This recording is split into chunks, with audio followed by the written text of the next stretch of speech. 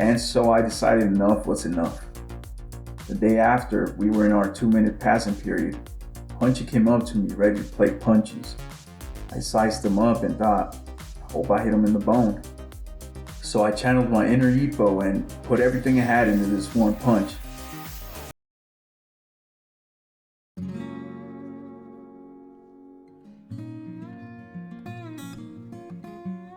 Yeah, as a 7-year-old, my family and I had just moved to the Centennial State, and we would end up moving to different cities checking out the place, so I experienced being the new kid in school a couple times. I have some fond memories of each school experience, some good and some not so good that I now look back and smile. It all started in 2nd grade. I was starting my first day of school in my new home state, and I remember mom dropping me off in class. It was the middle of the school year, so I was a little nervous. The teacher then introduced me to the class and walked me over to my desk. I didn't know anybody yet, so at first, I remember always asking the teacher if it was free time just so I could pull out my pencil and draw. After class, we lined up and headed to the lunchroom. You really get a grasp of being the new kid once it's lunchtime and you're looking for where to sit. But soon after I had arrived, I befriended a girl we called Mia. I remember us sitting together during computer lab to talk, and we got along great. Only problem was, I liked Mia and she liked another kid. And she ate her boogers. I also made friends with this other kid we called Big O. So Big O was a very tall kid that used to rock these basketball jerseys all the time. And I think he might have been new to the school too, because he mostly kept to himself, so we hit it off right away. But he moved away because I didn't see him after that year. Then there was a girl we called Z that I hang out with most of the time. But there was an instance where I remember not seeing Z for a while, thinking she might have moved away as well, but then out of nowhere she just popped right back up. Must have been on vacation or something. Another great friend I made was someone we'll call Jacob. Jacob helped with school in the beginning of 3rd grade, something I appreciate a lot now looking back. He also reminded me of Star Wars because he had one of those hair braids. So after settling in, I started to crack jokes with the class and would draw funny sketches to make them laugh. It was all going great. I had made some buddies along the years and gotten used to everything new. I didn't feel like much of an outsider no more, but then after the 4th grade, we packed up and moved to another city. And I wouldn't see or hear from my friends again.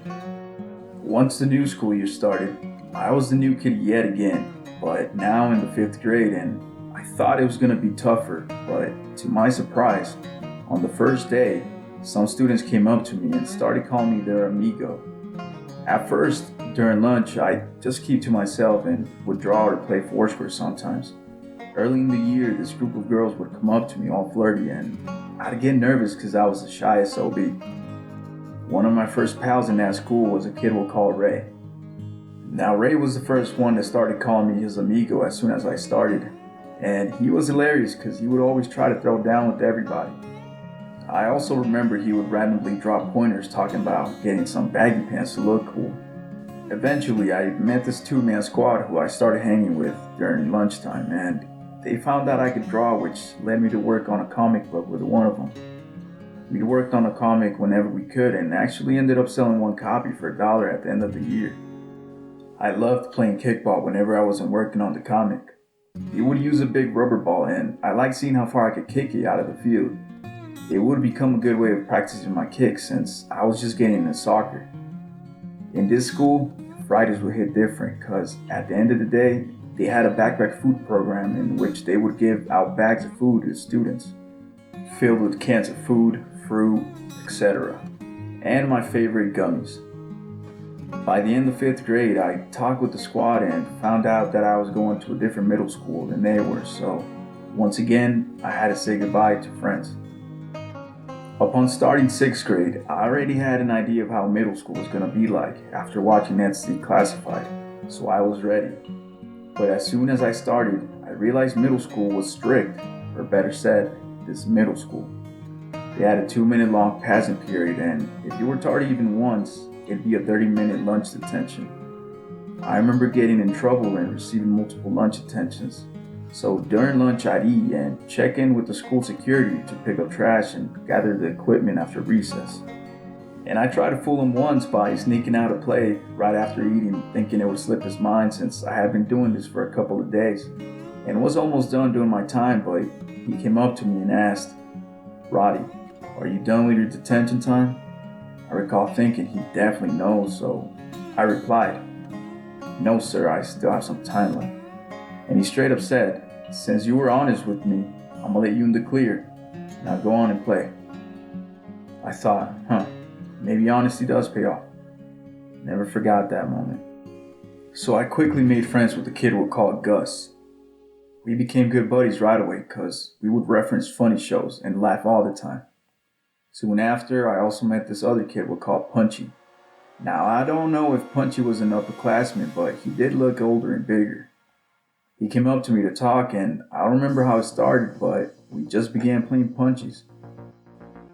Then it just got out of hand. I was at the urinal once, and out of nowhere, this dude comes up and punches me. And all I could do was look at him, since I was clearly busy with something else. And so I decided enough was enough. The day after, we were in our 2-minute passing period. Punchy came up to me ready to play punchies. I sized him up and thought, I hope I hit him in the bone. So I channeled my inner Epo and put everything I had into this one punch.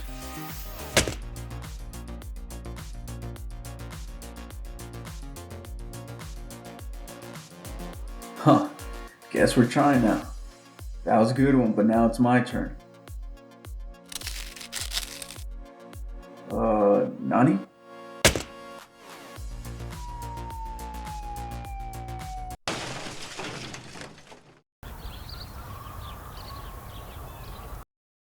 Alright, gotta go, kid. Good punch. Yeah, you better run. After that week, I don't recall him being a bother again. It was still early in the school year and everything was going smooth again, until this girl started giving me trouble. We'll call her Thing 1. Thing 1 had a twin sister and I'd always mix them up at first. Maybe that's why she disliked me, but eventually we all got along soon after, and the rest of the year went by without issues. 6th grade was kinda hazy for me, because my parents worked overnight and I used to stay up late watching TV. Every day during school I'd be extremely tired and would tell myself, alright, tonight I'm definitely sleeping early for sure. And that summer, the fam decided to move closer to family and friends. And this church we started going to, so I didn't get the chance to say goodbye. This new school I was transferring to was different. First off, because it had a 5-minute passing period, and second, because I already had a couple of friends from church that went there, which made 7th grade an easy transition. I even found out my language arts teacher went to the same ministry. He was a cool dude and, more importantly, a great teacher. So my friends would introduce me to their friends, and I quickly felt like I was in the new kid. Then one day, early in the school year, I was at my locker getting some things and noticed a very familiar face walking tall among the other kids. I quickly recognized it was an old friend. It was Big O, still rocking them jerseys. He recognized me after I went up to him and we caught up. I remember lunch was good across all schools I went to, but everything changed when they switched the school lunch program back then. It happened right as I started the 9th grade. So at first I just thought high school food was rough. This would be the last time I was the new kid transferring to a different school. And after all the travels, all the bumpy roads, and all the individuals I met along the way, I settled here up through high school and would create many more memories. But those are some stories for another time. This was You and I Talking. Take care and see you next time.